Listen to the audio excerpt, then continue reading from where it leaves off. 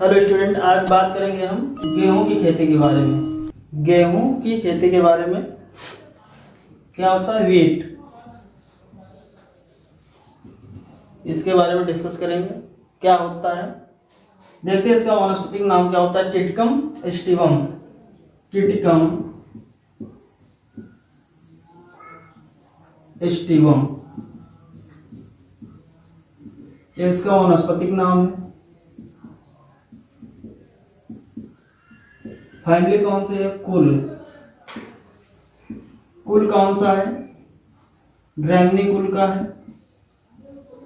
किस कुल का है? ग्रैमनी कुल। इसे घास कुल भी कहा जाता है। ठीक। फिर गुणसूत्र संख्या। गुणसूत्र संख्या कितनी होती है? 2n बराबर और 2n बराबर 42। ये जो है टिटकम जो है हेक्सापोलाइड है। क्या है? हेक्सापोलाइड यानी खटगुणित है। यानी इसका जो बेसिक क्रोमोसोम नंबर होगा, बेसिक क्रोमोसोम नंबर यानी कि x बराबर 7 होगा। कितना होगा? 7 होगा। क्लियर इतनी बात? तो उसके बाद बात करते हैं इसमें कुछ इसकी इम्पॉर्टेंट स्पीसीजें हैं। जैसे कौन कौन सी स्पीसीजें हैं? तो आपका है एक टिटकम एस्टिवम, जो आपको सबसे ज़्यादा पढ़नी। टिटकम एस्टिवम जो है आपकी 95% कल्टिवेटेड किया जाता है। टिटकम एस्टिवम जो है आपका 95% कल्टिवेटेड किया जाता है। फिर उसके बाद बात करते हैं दूसरी स्पीसीज कौन सी है। दूसरी स्पीसीज है टिटकम डाइकोकम। टिटकम डाइकोकम, ठीक है। कौन सी है? टिटकम डाइकोकम। ये 1% इसका कल्टीवेशन होता है। कितना? 1% कल्टीवेशन होता है। फिर उसके बाद है टिटकम ड्यूरम। इसका जो है 4% कल्टीवेशन किया जाता है। कितने परसेंट? 4% कल्टीवेशन किया जाता है। कितने परसेंट किया जाता है? 4% कल्टीवेशन किया जाता है। अब बात कर लेते हैं आपका जो टिटकम एस्टिवम है, ये हेक्सापोलाइड है। कैसे है? हेक्सापोलाइड पहले ही बता दिया है। और आपके टिटकम डाइकोकम ये ड्यूप्लाइड है। क्या है? ड्यूप्लाइड। 2n बराबर 2x बराबर 14 होता है। और आपका जो ड्यूरम है ये चतुर्गुणित है, टेट्रापोलाइड है। क्या है? टेट्रापोलाइड है, ये चतुर्गुणित है। 2n बराबर 4x इक्वल टू 28 होता है। कितना होता है? 28 होता है। क्लियर इतनी बात? ये जान लिए। फिर उसके बाद ये बात कर लेते हैं अपने भारत में। जैसे जी ये है टिटकम एस्टिवम, ये मैक्सिकन गेहूं है। ठीक है, मैक्सिकन गेहूं है। सबसे ज़्यादा कल्टीवेशन इसी का किया जाता है।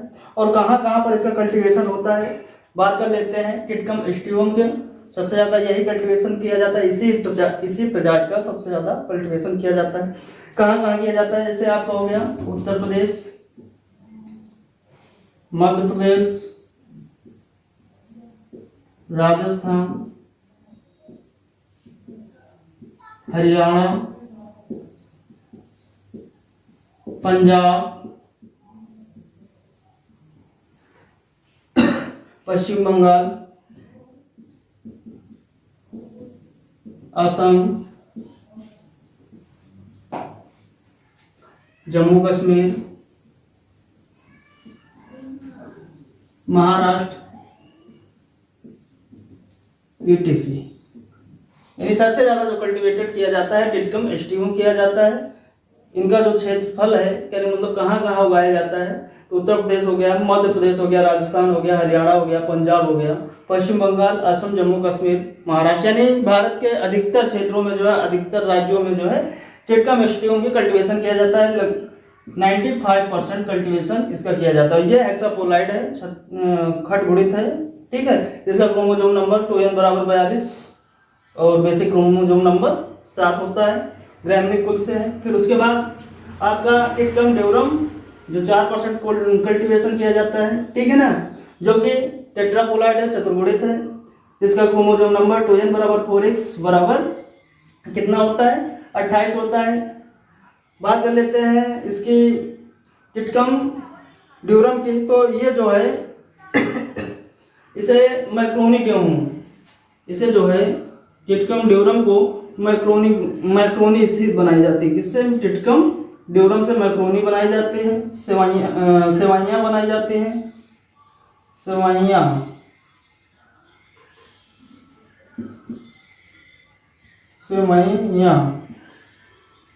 ये सारी चीजें इसी से बनाई जाती है, ठीक है।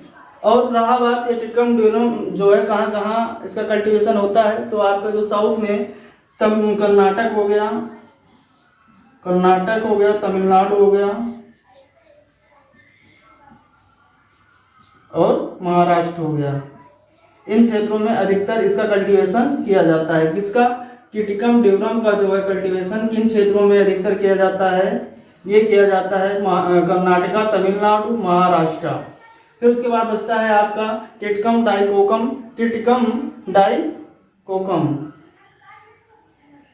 ये भी जो है इन्हीं क्षेत्रों में लगभग किया जाता है। महाराष्ट्र हो गया, कर्नाटक हो गया, तमिलनाडु हो गया, महाराष्ट्र हो गया, इन्हीं क्षेत्रों में किया जाता है, ठीक है। इतनी बात क्लियर। फिर उसके बाद अब बात करते हैं इसमें आगे फल का प्रकार कैसा होता है।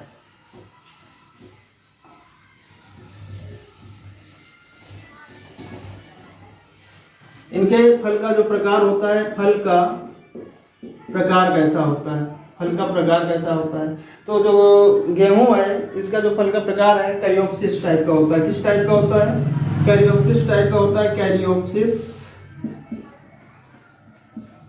किस टाइप का होता है, कैरियोप्सिस टाइप का होता है। किस टाइप का होता है, कैरियोप्सिस टाइप का होता है। पुष्पक्रम कैसा होता है, बात कर लेते हैं। पुष्पक्रम की बात कर लेते हैं। पुष्पक्रम इसका स्पाइक होता है। कैसा होता है, पुष्पक्रम इसका स्पाइक होता है, ठीक है। तो कुछ बेसिक चीजें ये थी। गेहूं का वनस्पतिक नाम हो गया, फल का प्रकार हो गया कैरियोप्सिस, पुष्पक्रम हो गया, स्पाइक हो गया। अब उसके बाद कुछ मिनरल्स के बारे में, पोषक तत्व क्या पाया जाता है इसमें, उसके बारे में बात करते हैं गेहूं के। तो बात कर लेते हैं क्या क्या पाया जाता है, जैसे कि मुख्य रूप से क्या क्या पाया जाता है। तो मुख्य रूप से जैसे हो गया आपका कार्बोहाइड्रेट हो गया, प्रोटीन हो गया, वसा हो गई, वसा। तो अब ये कितना परसेंट पाया जाता है ये देखना है। तो कार्बोहाइड्रेट आपका जो है 62 से 70%, कितना पाया जाता है, 62 से लगभग 70% पाया जाता है। 62 से 70% आपका जो है कार्बोहाइड्रेट पाया जाता है। फिर उसके बाद प्रोटीन की बात कर लेते हैं। तो प्रोटीन कितना पाया जाता है, 8 से 15% पाया जाता है। फिर उसके बाद फैट की बात करते हैं। फैट कितना पाया जाता है, तो 1.5 से 2%, कितना पाया जाता है, 1.5 से 2% पाया जाता है, ठीक है। तो कार्बोहाइड्रेट 62 से 70%, प्रोटीन 8 से 15%, वसा 1.5 से 2% पाया जाता है। इसमें जो प्रोटीन है वो किस रूप में पाया जाता है, तो ग्लूटीन के रूप में पाया जाता है। प्रोटीन किस रूप में पाया जाता है, ग्लूटीन के रूप में पाया जाता है। ग्लूटीन के रूप में पाया जाता है। प्रोटीन किस रूप में पाया जाता है, ग्लूटीन के रूप में पाया जाता है, ओके।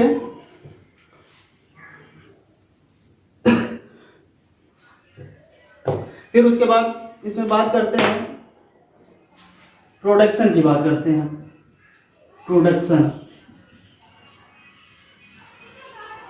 वर्ल्ड की दृष्टिकोण में, यानी विश्व में, अगर वर्ल्ड में अगर देखा जाए, संसार में, तो सबसे ज्यादा प्रोडक्शन कौन करता है, तो चाइना करता है। पहले स्थान पर कौन है, चाइना है। चाइना के बाद दूसरा स्थान किसका है, इंडिया का है। किसका है, इंडिया। इंडिया जो है, पूरा भारत जो है 12% योगदान करता है कल्टीवेशन में। कितने परसेंट योगदान करता है, 12% करता है। फिर उसके बाद अब भारत की बात कर लेते हैं। भारत में कितना क्या होता है, भारत में प्रोडक्शन कितना होता है, किस क्षेत्र में अधिकतर होता है, ये सारी चीजें देखते हैं। तो एरिया की बात कर लेते हैं। तो सबसे पहले तो एरिया, भारत में क्षेत्रफल यानी एरिया की बात करते हैं तो आपका यूपी है। कौन सा है, यूपी। आपका अपना उत्तर प्रदेश है। कौन सा है, आपका अपना उत्तर प्रदेश है। फिर उसके बाद अगर उत्पादन यानी प्रोडक्शन की बात कर लें, ठीक है, प्रोडक्शन की बात करते हैं तो आपका सबसे पहले स्थान पर आएगा यूपी, फिर पंजाब, फिर आपका हरियाणा। यूपी, फिर उसके बाद आता है पंजाब, फिर हरियाणा। ठीक है, ये जो है प्रोडक्शन के मामले में है। फिर उसके बाद अगर बात कर लें इसी में इंडिया के अंतर्गत ही प्रोडक्टिविटी की, तो प्रोडक्टिविटी पंजाब की सबसे ज्यादा है। किसकी ज्यादा है? पंजाब की। किसकी ज्यादा है? पंजाब की ज्यादा है। क्लियर इतनी बात? फिर उसके बाद और कुछ खास चीजें हैं, जैसे कि गेहूं का जो पौधा है C3 प्लांट है। कैसा प्लांट है? C3 प्लांट है। गेहूं का पौधा जो है C3 प्लांट है, और ये जो है LDP के अंतर्गत आता है, लॉन्ग डे प्लांट के अंतर्गत आता है, LDP के अंतर्गत आता है। किसके? C3 प्लांट है और LDP। ठीक है, फिर उसके बाद बात करते हैं कुछ और महत्वपूर्ण, जैसे कि इसका टेस्ट वेट पूछ लेते हैं। टेस्ट वेट सबसे ज़्यादा मोस्ट इम्पॉर्टेंट पूछा जा सकता है। टेस्ट वेट कितना होता है? 40 ग्राम होता है। कितना होता है? 40 ग्राम होता है, क्योंकि MCQ टाइप क्वेश्चन यानी पेपर होगा ना, तो ये जो है टेस्ट वेट गेहूं कितना होता है? 40 ग्राम। अगर इसी का जो एक मिमिक्री खरपतवार होता है, क्या होता है? मिमिक्री खरपतवार होता है, तो मिमिक्री जो खरपतवार होता है उसका टेस्ट वेट कितना होता है, जिसे आप गेहूं का मामा कहते हैं। क्या कहते हैं? गेहूं का मामा, इंपॉर्टेंट है, जिसका वानस्पतिक होता है फेलेरिस माइनर। इसका जो गेहूं का मामा कहते हैं जिसे, उसे फेलेरिस माइनर है उसका वानस्पतिक नाम। इसे मिमिक्री भी कहा जाता है, कि यानी नकलची खरपतवार भी कहा जाता है। ठीक है, तो इसका अगर पूछ लें टेस्ट वेट तो ये भी याद रखिएगा, तो 2 ग्राम होता है। कितना होता है? 2 ग्राम होता है। कितना होता है? 2 ग्राम। तो कुछ बातें ये हो गई। उसके बाद एक बिंदु और है, नोरिन 10। गेहूं में नोरिन 10 क्या है? तो नोरिन 10 जो है एक ये क्या है? जीन है। क्या है? नोरिन 10 एक जीन है जो बौनेपन के लिए उत्तरदायी है। क्या के लिए? बौनेपन के लिए उत्तरदायी है। ठीक है, इसकी खोज करने वाले कौन थे? तो उसके बाद बात करते हैं इसकी खोज करने वाले कौन थे। तो लिखिए, इसके खोज करने वाले थे गंजारो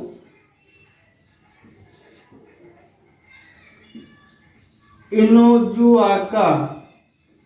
इसकी खोज करने वाले कौन थे? गंजारो इनोजुआका इसकी खोज किए थे। और इस पर जो है व्यावसायिक रूप से कार्य करने वाले कौन थे? नॉर्मन ई बोरलॉग थे। नॉर्मन ई बोरलॉग थे। कौन थे? नॉर्मन ई बोरलॉग थे। ठीक है, बात समझ में आई? नोरिन 10 एक जीन है, किसके लिए उत्तरदायी है? बौनेपन के लिए उत्तरदायी है। इसकी खोज करने वाले कौन है? गंजारो इनोजुआका। और इसको जो है व्यवसायिक स्तर पर इन्होंने ये जो है खोज की थी, और जो नॉर्मन ई बोरलॉग हैं इन्होंने व्यवसायिक रूप में इसका प्रयोग किया था, व्यवसायिक रूप से। ठीक, इतनी बात क्लियर। फिर इसके बाद फिर बात करते हैं नोरिन 10 से ही रिलेटेड कुछ बातें, और कि नोरिन 10 जीन में जो है सिंगल जीन और डबल जीन से कुछ किस्में विकसित की गई थी। सिंगल जीन, जैसे कि सिंगल जीन और डबल जीन से डेवलप वैरायटी कुछ की गई थी। वो कौन कौन से हैं?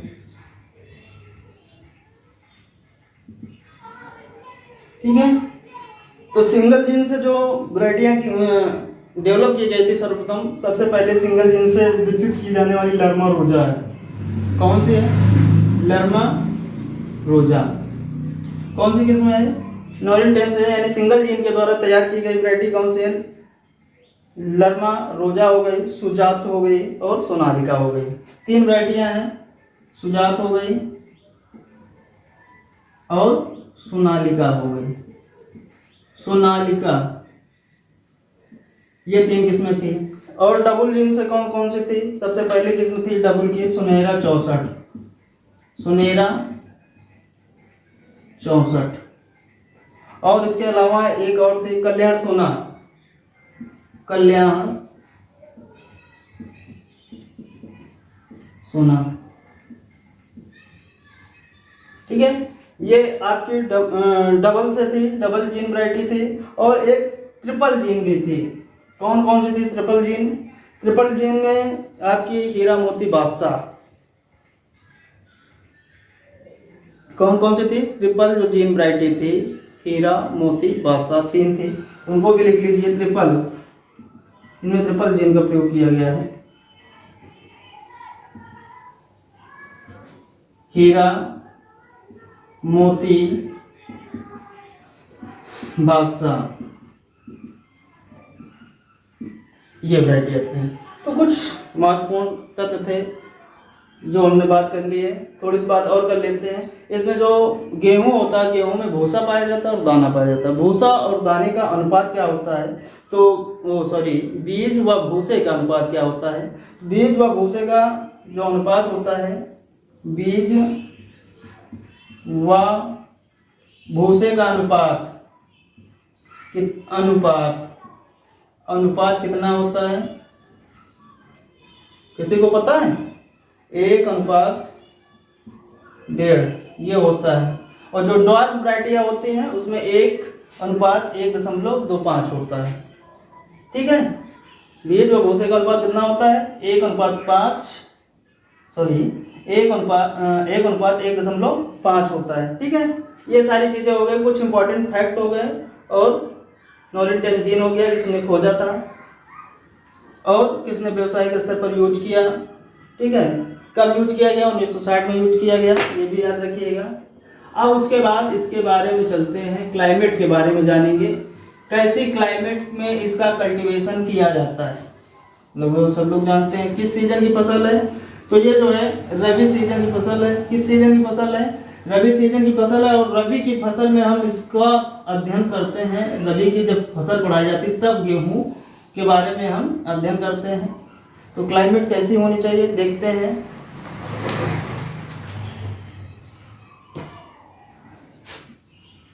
क्लाइमेट सभी जानते हैं, रबी की सीजन की फसल, रबी मौसम की फसल है। किस मौसम की फसल है? रबी मौसम। यानी किस जलवायु का है? ठंडी जलवायु का है। ठंडी जलवायु का है। किस जलवायु का है? ठंडी जलवायु का है। वो बहुत बढ़िया, ठंडी जलवायु का है। तो कहने का मतलब इसके जर्मिनेशन के लिए क्या टेम्परेचर होना चाहिए? दूसरी चीज, ग्रोथ के लिए क्या टेम्परेचर होना चाहिए? और इसमें जब दाना बनता है तब उसको मैच्योर होने के लिए क्या प्रभाव पड़ता है, वो सारी चीज़ें देखते हैं। तो इसमें जर्मिनेशन के लिए बात कर लेते हैं। तो जर्मिनेशन के लिए क्या टेम्परेचर होना चाहिए? यानी जमाव के लिए जर्मिनेशन के लिए 20 से 25 अंश सेल्सियस तापमान होना चाहिए। ठीक है, कितना होना चाहिए? 20 से 25 अंश सेल्सियस होना चाहिए। फिर उसके बाद वेजिटेटिव ग्रोथ के लिए, यानी जो कायिक ग्रोथ होता है, कायिक वृद्धि होती है, वेजिटेटिव ग्रोथ,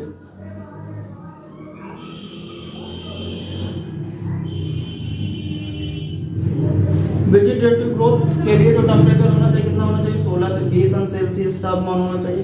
फिर उसके बाद मैच्योर अवस्था में, कब? मैच्योर अवस्था में, यानी कि जब पकते हैं, दाना वगैरह हो जाता है, तब क्या टेम्परेचर होना चाहिए? तो मैच्योर अवस्था में कितना होना चाहिए वो भी देख लेते हैं। मैच्योर स्टेज में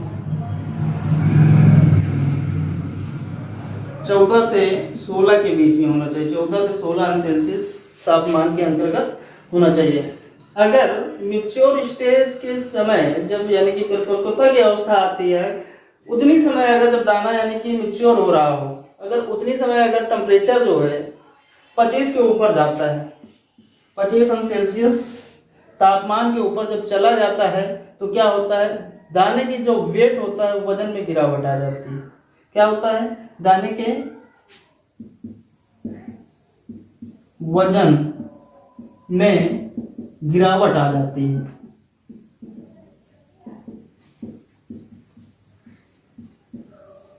ठीक, ये थे कुछ इंपॉर्टेंट क्लाइमेट के अंतर्गत। फिर उसके बाद बात करते हैं हम सॉइल के बारे में। किसके बारे में? सॉइल। देखते हैं सॉइल यानी मृदा कैसी होनी चाहिए।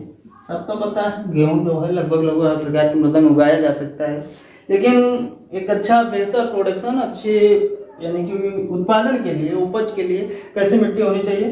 तो इसके लिए बलुई दोमट मिट्टी सबसे बढ़िया होती है। बलुई दोमट हो या काली हो, काली मृदा, ठीक है, ये दो मृदाएं सबसे बढ़िया मानी जाती है। जिसका पीएच रेंज कितना होना चाहिए? 5 से 7.5 के बीच में हो, सबसे बेहतर होता है। पीएच रेंज कितना होना चाहिए? 5 से 7.5 के बीच में होना चाहिए, इज बेटर होता है। ठीक, ये तो हो गया आपका बॉटनिकल नेम, स्पीशीज हो गई, ठीक, क्लाइमेट हो गया, सॉइल हो गया। अब उसके बाद बात करते हैं अब इसमें किस्मों के बारे में। किसके बारे में? किस्मों के बारे में। देखते हैं एक एक किस्म देख लेते हैं जो भी इम्पोर्टेंट है। किस्में कौन कौन सी हैं? किस्में तो पहली किस्म लेते हैं, कौन सी है? एक किस्म ले लेते हैं कल्याण सोना। कल्याण सोना किस्म, कल्याण सोना गेहूं की किस्म है। क्या फीचर है? अभी हमने बताया कल्याण सोना जो है डबल जीन वैरायटी है, द्विजीनी किस्म है, द्विजीनी बौनी किस्म है। कैसी किस्म है? द्विजीनी बौनी किस्म है। दूसरी चीज और भी कोई इसका फीचर है? कल्याण सोना जो है हर प्रकार की जलवायु में उगाया जा सकता है, हर प्रकार की जलवायु में जो है उगाया जा सकता है। ये इसका स्पेशल फीचर कल्याण सोना हो गया। फिर राज 3765, राज अगली वैरायटी है 3765, सॉरी, ये आपकी लेट वैरायटी है। कैसी वैरायटी है? लेट वैरायटी है, पछेती। और दूसरी चीज इसमें जो है गिरने वाली, पौधे की गिरने वाली समस्या नहीं पाई जाती, इसका एक स्पेशल फीचर ये भी होता है। फिर अगला है, अगली वैरायटी है राज 1482। कौन सी है? 1482। ये आपकी जो है रेजिस्टेंट होती है, किससे रेजिस्टेंट होती है? रेजिस्टेंट टू करनाल वंट से, करनाल वंट रोग होता है उससे रेजिस्टेंट होती है। दूसरा चीज डबल जीन, हाँ डबल जीन डॉर्फ वैरायटी है, डबल जीन डॉर्फ वैरायटी है। फिर उसके बाद अगली बात करते हैं लोक 1, ये भी पॉपुलर वैरायटी है, लोक 1। ये भी द्विजीनी है, द्विजीनी वैरायटी है, बौनेपन की। दूसरी चीज लेट वैरायटी है। फिर उसके बाद WH 147, ये जो है चपाती के लिए, काहे के लिए? चपाती के लिए सबसे पॉपुलर या फेमस कह सकते हैं वैरायटी है। फिर है आपकी राज 3377, राज 3377, ये करनाल बंट प्रतिरोधी होती है, ठीक है। फिर कुछ किस्में इतने लिख लीजिए, फिर उसके बाद और आगे लिखते हैं। राज हो गई 3377 हो गई, करनाल ब्लंट हो गया, इससे प्रतिरोधी है, करनाल ब्लंट से प्रतिरोधी है, राज 3377। फिर उसके बाद PBW 502, PBW 502, ये भी करनाल ब्लंट से प्रतिरोधी होती है, करनाल ब्लंट प्रतिरोधी है।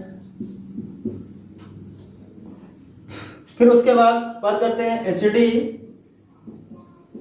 गेहूं की अगली वैरायटी है 8498, HD 8498, ठीक है। ये जो है रोली रोग से प्रतिरोधी होती है, किससे? रोली रोग से प्रतिरोधी होती है, रोली रोग से प्रतिरोधी है।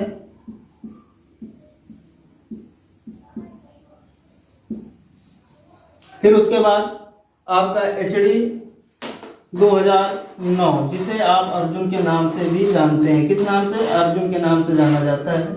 ये भी जो है रोली रोग HD 2009, इसको अन्य नाम इसका अर्जुन है, ठीक है। क्या नाम है? अर्जुन। ये भी रोली रोग प्रतिरोधी होती है, ठीक है, रोली रोग प्रतिरोधी होती है।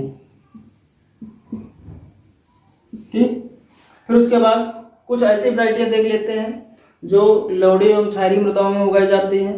उसके लिए सबसे बढ़िया यानी सहनशील सुटेबल होती हैं। जैसे कि कौन कौन से हैं लवणीय एवं क्षारीय के अंतर्गत,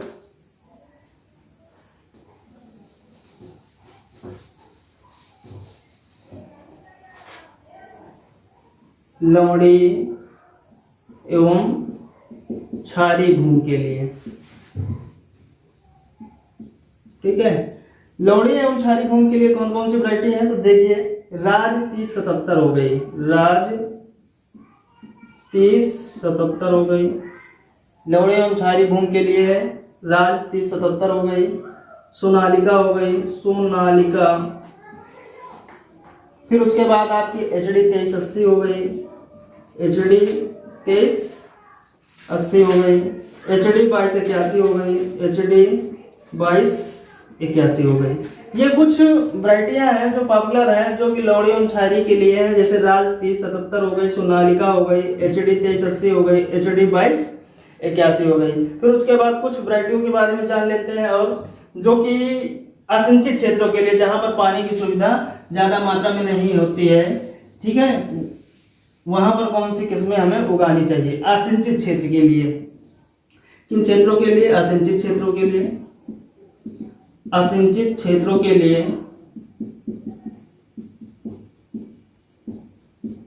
ठीक है, असिंचित क्षेत्रों में यानी कि असिंचित क्षेत्रों के लिए कौन कौन सी वैरायटियां हैं गेहूं की जो हम वहां पर उगा सकते हैं। ठीक है, तो PBW अगर लिखिए PBW 297, कौन सी है PBW 297, फिर PBW 175, फिर अगली लिखिए PBW 396, फिर अगली है PBW 65, PBW 297, PBW 175, PBW 396, PBW 65। और उसके अलावा प्रताप हो गई, प्रताप, कुंदन, मुक्ता, मेघदूत। तो ये कुछ मोस्ट वैरायटियां हैं असिंचित क्षेत्रों के लिए। PBW 297, प्रताप, कुंदन, मुक्ता, मेघदूत, PBW 175, PBW 396 और PBW 65। ये हो गए इतनी सारी वैरायटियां असिंचित क्षेत्र के लिए। और लवणीय एवं क्षारीय के लिए राज 3077, सोनालिका, HD 2380, HD 2281। ठीक, इतनी बात क्लियर। अब ये हो गए किस्में जो भी थी, और भी बहुत सारी किस्में हैं, आप लोग पढ़ लीजिएगा। ठीक है, लेकिन जितना हमें लगा कि नहीं ये सुटेबल है पूछा जाएगा इतना हमने बता दिया। ठीक, फिर उसके बाद इसी में बात करते हैं किसकी, सीड रेट की बात कर लेते हैं। किसकी बात करेंगे, सीड रेट। सीड रेट तो दो तीन बातें ध्यान रखनी होती। अगर सही समय पर बुआई कर रहे हैं, ठीक है, सही समय पर, समय से अगर बुआई की जा रही है तो जो सीड रेट होता है कितना होता है, 100 किलोग्राम पर हेक्टेयर के लिए पर्याप्त होता है। ठीक है, सही समय पर सही दशा में अगर बुआई की जा रही है तो 100 किलोग्राम प्रति हेक्टेयर जो है इज बेटर होता है। फिर उसके बाद अगर किसी यंत्र के द्वारा, जैसे कि बाय डिबलर, अगर डिबलर के द्वारा बुआई की जा रही है तो 25 से 30 किलोग्राम प्रति हेक्टेयर। अगर बाय ब्रॉडकास्टिंग तो इसमें 125 किलोग्राम प्रति हेक्टेयर। अच्छा, बाय डिबलर जो यंत्र होता है उसके द्वारा बुआई करते तो 25 से 30 किलोग्राम लगेगा। ब्रॉडकास्टिंग यानी छिड़कावा बीज से अगर आप बुआई कर रहे हैं तो 125 किलोग्राम प्रति हेक्टेयर बीज दर लगेगी। ठीक है, इसमें कुछ मेथड भी होते हैं, जैसे फर्ब होता है। फर्ब एक सोविंग का मेथड है। किसका मेथड है, सोविंग मेथड है। फारो इरिगेटेड बेड सिस्टम होता है। और एक होता है आपका केरा मेथड, और एक होता है पारो मेथड। एक केरा मेथड होता है, एक पारो मेथड। एक केरा मेथड होता है बुआई का, एक होता है पारो। अच्छा, इसमें दोनों में अंतर क्या है? थोड़ा थोड़ा अंतर है। जो केरा मेथड होता है उसमें जैसे जो देसी हल होता है, देसी हल से जो जुताई की जाती है, देसी हल से जुताई की जाती है, और जुताई करने के जो पीछे पीछे जो है जो कोड़ होते हैं, कोड़ों में जब हाथों के द्वारा बोया जाता है, हाथों के द्वारा बुआई की जाती है, तो वो कैरा मेथड कहलाता है। नहीं, देसी हल से जुताई करने पर जो कोड़ बनते हुए चले जाते हैं, अगर उनमें हाथों के द्वारा बुआई की जा रही है तो वो कैरा मेथड है। अगर उसी तरह देसी हल से जुताई की जा रहे हैं, जो कोड़ बन रहे हैं उनमें अगर पाइप के द्वारा पाइप का प्रयोग बोने में किया जा रहा है तो वो पारो मेथड कहलाता है। ठीक है। फिर उसके बाद अब बात करते हैं सीड ट्रीटमेंट की बात करते हैं। अच्छा, सीड को ट्रीटमेंट क्यों करते हैं सभी जानते हैं, क्योंकि सीड जो है रोग जनित भी हो सकता है और कीट जनित भी हो सकता है, कोई कीट भी लगा हो सकता है, क्योंकि भंडारण के समय कोई ना कोई कीट लग ही जाता है अगर उसको हम सुरक्षित भंडारित नहीं करते हैं। तो देखते हैं सीड ट्रीटमेंट में।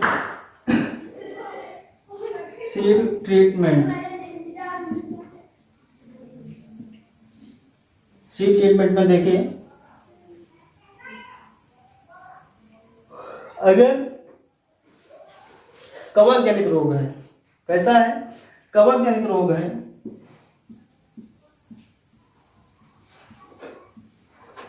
तो उसको किससे उपचारित करेंगे? अगर यानी कि कवक जनित है तो कार्बेंडाजिम हो गया आपका, बाविस्टिन हो गया और बीटा वैक्स हो गया। कौन कौन सा रसायन का प्रयोग करते हैं अगर कवक जनित है? तो कार्बेंडाजिम हो गया, कार्बेंडाजिम का प्रयोग करते हैं, बाविस्टिन का प्रयोग करते हैं, Bavistin, carbendazim, Bavistin, beta wax,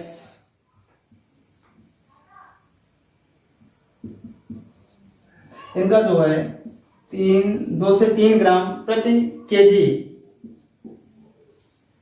यानी कि ये जो रसायन है आपके कार्बेंडाजिम, बाविस्टिन, बीटा वैक्स, इनका 2 से 3 ग्राम जो है प्रति किलोग्राम बीज उपचारित किया जाता है।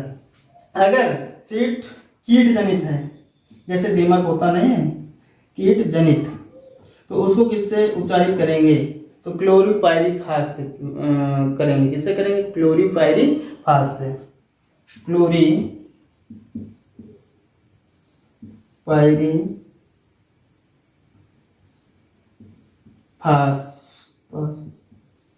ठीक है, क्लोरीपाइरीफास से कितना? 450 ml,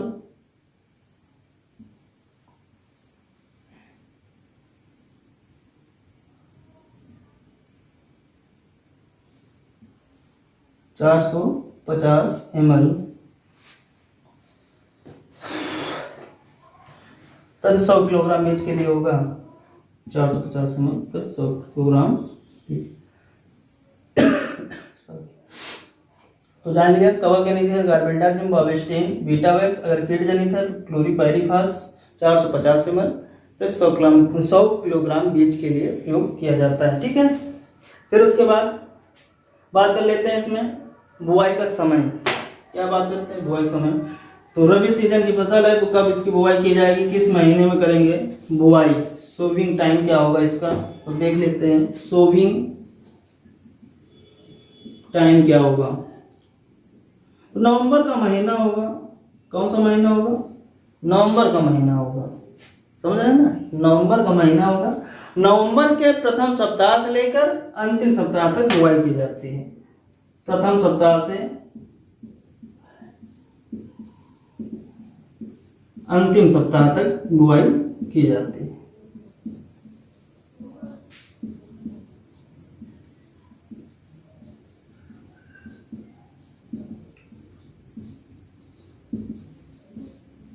ठीक, क्लियर इतनी बात?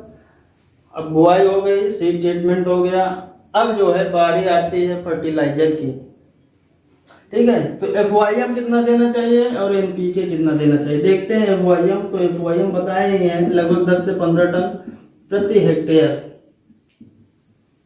कितना? 10 से 15 टन प्रति हेक्टेयर। अब बात करते हैं फर्टिलाइजर। ये तो हो गया, ये खाद हो गई, FYM क्या है? खाद है, फार्म यार्ड मैन्योर। अब उर्वरक जिसे फर्टिलाइजर बोलते हैं, नाइट्रोजन, फास्फोरस, पोटास, NPK कितना दिया जाएगा? तो NPK में नाइट्रोजन 120 किलोग्राम प्रति हेक्टेयर और फास्फोरस 60 किलोग्राम प्रति हेक्टेयर और पोटाश 40 किलोग्राम प्रति हेक्टेयर दिया जाएगा। इनको 2-3, जैसे नाइट्रोजन है तो 2-3 बार में इसको डाला जाएगा, फास्फोरस है तो इसको 1-2 बार में डाला जाएगा, और पोटाश जो है इसको भी जो है जब दाने बनते हैं तो उसमें क्वालिटी इंप्रूवमेंट होती है। पोटाश का काम ही यही होता है कि दाने में गुणवत्ता लाना, उसके साइज को इंक्रीज करना। फास्फोरस का काम क्या होता है? सीधी सी बात, जड़ों को मजबूत रखता है पौधा, जिससे कि खड़ा रह सके। नाइट्रोजन जो है वेजिटेटिव ग्रोथ के लिए होता है। इतनी सारी चीजें हो गई। अब बात करते हैं इरिगेशन की, सिंचाई। सबसे मुख्य बात सिंचाई, बहुत पूछा जाता है। सिंचाई कितनी सिंचाई की आवश्यकता होती है? 6 सिंचाई की आवश्यकता होती है। कितनी सिंचाई की आवश्यकता होती है? 6 सिंचाई की आवश्यकता होती है। तो कौन सी 6 सिंचाइयाँ हैं उनके बारे में अब बात करेंगे।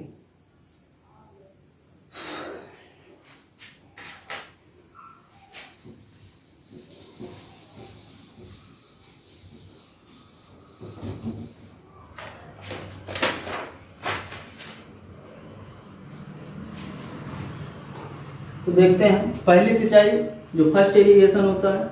फर्स्ट इरिगेशन कब की जाएगी? CRI स्टेज पर की जाएगी। किस स्टेज पर? CRI stage. ठीक है। क्रांतिक जो अवस्था होती है कितने दिन में की जाती है? 21 दिन में। बुआई के 21 दिन बाद। दूसरी है दूसरी सिंचाई। दूसरी सिंचाई कब करेंगे भाई? टिलरिंग स्टेज पर। किस स्टेज पर करेंगे? टिलरिंग स्टेज पर करेंगे।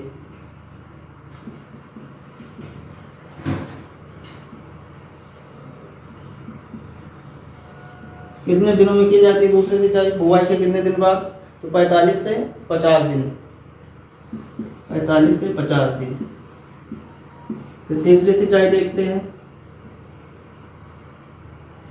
लेट ज्वाइंट के समय। ज्वाइंट के समय ज्वाइंट स्टेज होती है 60 से 65 दिन पे। चौथी सिंचाई आपकी जो होगी फ्लावरिंग में होगी। कब होगी? Flowering time. फ्लावरिंग स्टेज होती है। फ्लावरिंग स्टेज कितने दिन की होती है? ये आपकी होगी जाके 80 से 85 दिन। फिर पांचवी कौन सी होगी? मिल्किंग। पांचवी कौन सी होगी? Milking stage. ये कितने दिन पर की जाएगी मिल्किंग स्टेज? 100 से 105 दिन पर। कब होगी? 100 से 105 दिन। फिर छठी कौन सी है? परिपक्वता अवस्था, rough ripe stage. Rough ripe stage ये कब की जाती है? 115 से 120 दिन पर। 115 से 120 दिन पर की जाती है। कब की जाती है? 115 से 120 दिन। तो सीधे सी बात, कितनी सिंचाई की आवश्यकता होती है? 6 सिंचाई की आवश्यकता होती है। गेहूं में कितनी सिंचाई की आवश्यकता? अगर सिंचित क्षेत्र है तो वहां पर 6 सिंचाई की आवश्यकता होती है अच्छे प्रोडक्शन के लिए। पहली कौन सी होती है? CRI स्टेज, जिसमें बुआई के 21 दिन बाद। दूसरी होती है आपकी टिलरिंग स्टेज 40 से 45 दिन पर बुआई की। फिर तीसरी है ज्वाइंट स्टेज, जब जो है उनके जोड़े जो है गांठें जो बनती हैं पेड़ में जो होती है ना गांठ से गांठ, उनको बनते समय 60 से 65 दिन। फिर चौथी सिंचाई फ्लावरिंग, यानी जब पुष्पन की क्रिया शुरू हो जाती तब 80 से 85 दिन। फिर पांचवी कौन सी है? मिल्किंग स्टेज, जब फलता है दुग्धावस्था में होता है तब 100 से 105 दिन पर। बुआई के 100 से 105 दिन बाद। फिर छठवीं है डब स्टेज, जब गेहूं की जो परिपक्वता अवस्था होती है, जब पकने लगता है, मेच्योरिटी टाइम पर होता है तब, यानी कि 115 से 120 दिन। ये तो आपने सिंचाई जान लिया। सबसे ज्यादा पूछे जाने वाला मोस्ट इम्पॉर्टेंट है आपका, पूछा जाता है CRI स्टेज कितने दिन पर किया जाता है? तो 21 दिन पर। अच्छा, यहीं पर एक क्वेश्चन और इम्पोर्टेंट बन जाता है कि जैसे कि क्वेश्चन पूछ लिया कि गेहूं की खेती में जो वाटर रिक्वायरमेंट कितना होता है, तो वाटर रिक्वायरमेंट कितना होता है, तो ये इम्पॉर्टेंट है। ये भी वाटर रिक्वायरमेंट जब अगर पूछेगा तो अब आप क्या बताएंगे? रिक्वायरमेंट, वाटर रिक्वायरमेंट 400 से 650 mm कितना होता है? 400 से 650 mm की आवश्यकता होती है। तो इतनी बातें हो गई सिंचाई के अंतर्गत, इतनी सिंचाई की आवश्यकता होता है। वाटर रिक्वायरमेंट 400 से 650 mm की आवश्यकता होती है। ठीक, अब इसके बाद खरपतवार की बात करेंगे। कौन सी बात करें? खरपतवार। इसको सफा कर देते हैं बढ़िया से, है ना।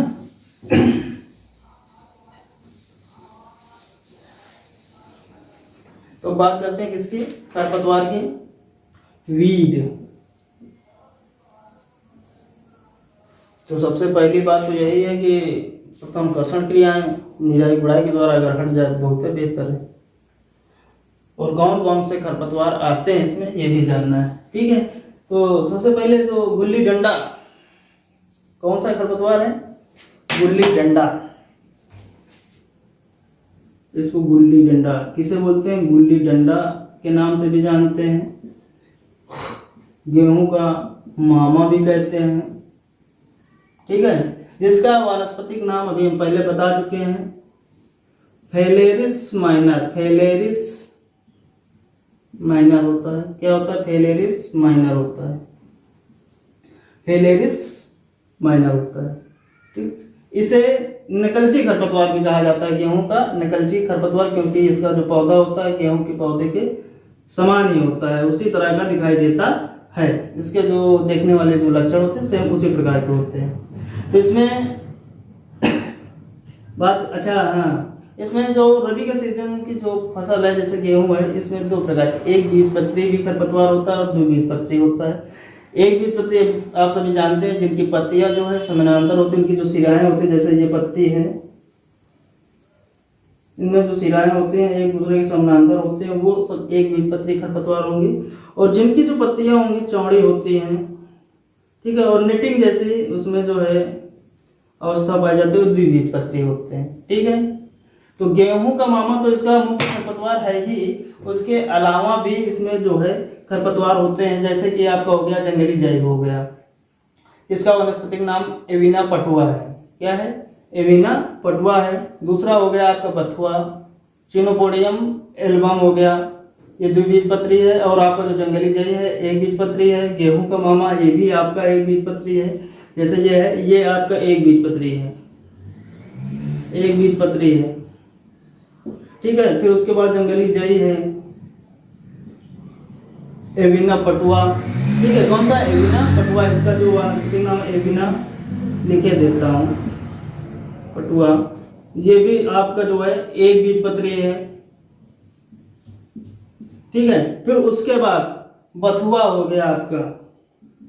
कौन सा खरपतवार हो गया? बथुआ। ये द्विबीजपत्री। कैसा है? द्विबीजपत्री है। और इसका जो वानस्पतिक नाम होगा वो होगा चिनोपोडियम एल्बम। लिख लीजिएगा। क्या होगा? लिखेंगे नहीं, चिनोपोडियम एल्बम। फिर उसके बाद आपका कृष्णनील हो गया, इसकी भी पत्ती चौड़ी होती है। तो इसका जो वानस्पतिक नाम होता है वो क्या होता है? एनागेलिस आर्बेसिस। एनागेलिस आर्बेसिस। फिर सेंजी हो गया, मेरिलोस अल्बा। मेरिलोस अल्बा, सेंजी का वानस्पतिक नाम मेरिलोस अल्बा। तो ये आपके द्विबीजपत्री हो गया, सेंजी हो गया और कृष्णनील हो गया। ये सब जो है द्विबीजपत्री के अंतर्गत आते हैं। ठीक है, ये खरपतवार पाए जाते हैं प्रमुखता।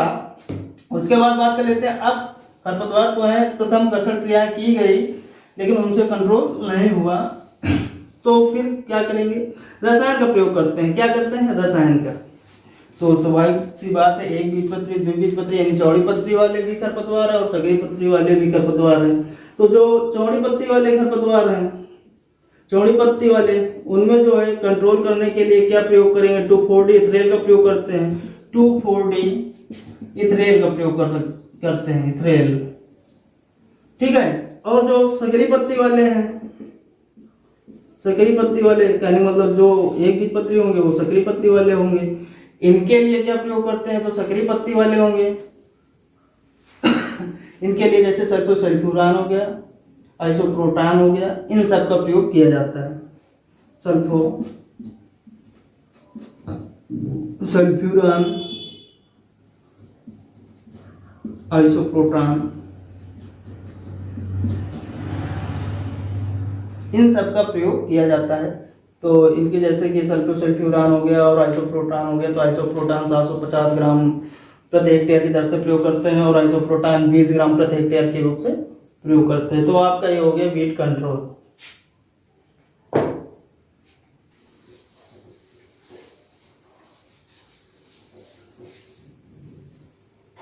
अब आगे हम बात करेंगे इंसेक्ट के बारे में। किसके? इंसेक्ट।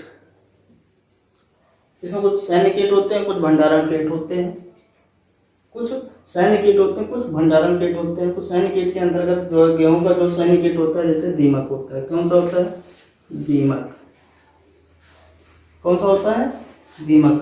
तो इससे बचने के लिए बीज को सबसे पहली बात तो उपचारित करेंगे। दीमक से बचें, क्योंकि ये भंडारण के समय भी लगता है। तो इससे बचने के लिए जो है बीज को उपचारित करेंगे। किसका प्रयोग करेंगे? क्लोरोपाइरीफास का प्रयोग करेंगे, बता चुके हैं। 450 ml प्रति 100 किलोग्राम बीज पर। ठीक है। फिर उसके बाद एक आपका भंडारण कीट होता है खपरा बीटल। दूसरा कौन सा होता है? खपरा बीटल। कौन सा कीट होता है? खपरा बीटल। ये जो है आपका भंडारण के समय लगता है अधिक तापमान कम नमी के कारण। अधिक तापमान कम नमी, जब तापमान अधिक होगा तो नमी कम होगी, स्वाभाविक सी बात है।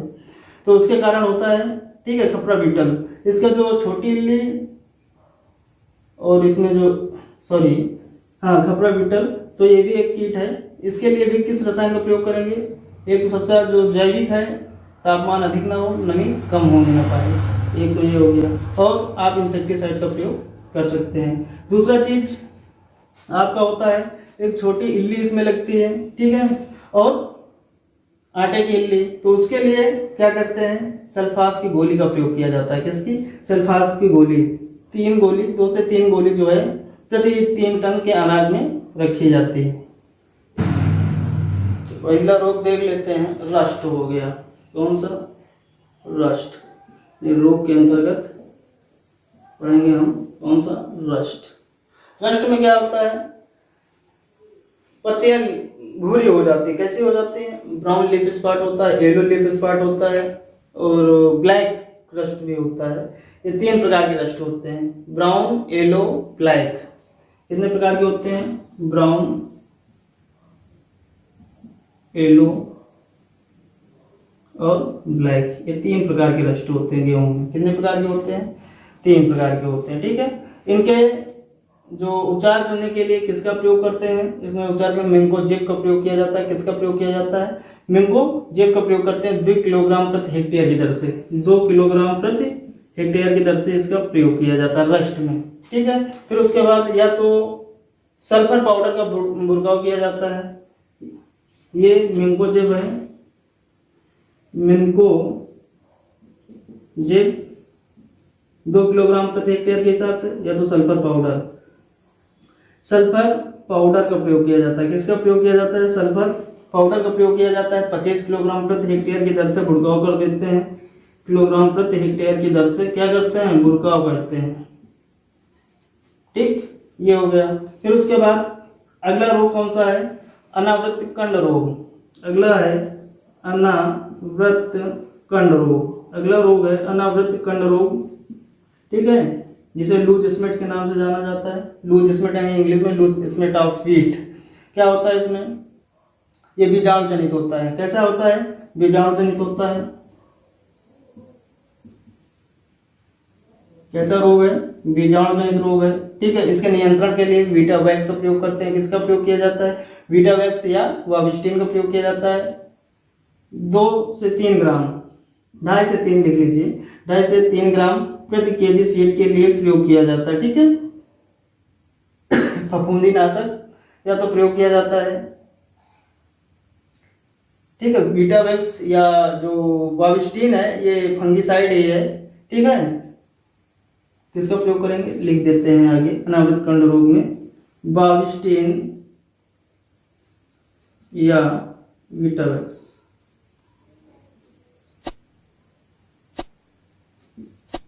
का प्रयोग किया जाता है।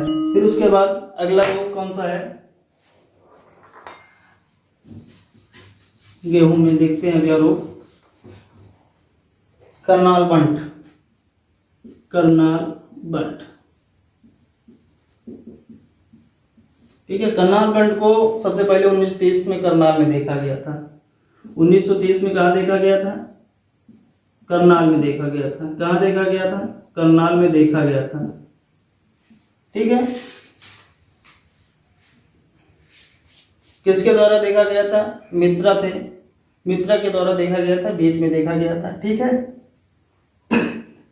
तो ये किस यानी कि फंगी साइड है, सॉरी फंगस से फैलने वाला रोग है, कवक जनित रोग है। कैसा रोग है, कवक जनित रोग है, ठीक है। कैसा रोग है, कवक जनित रोग है। इसमें जैसे कैसे जानेंगे कि इसमें करनाल बंट रोग लगा हुआ है, जैसे मछली सड़ जाए तो गंध आती है, ठीक है ना, ठीक उस प्रकार जब इस रोग से प्रभावित होगा तो जो है जैसे सड़ी हुई मछली की गंध आती है, ठीक उसी प्रकार की गंध आती है करनाल बंट रोग में। तो इसके नियंत्रण के लिए क्या करेंगे आप लोग,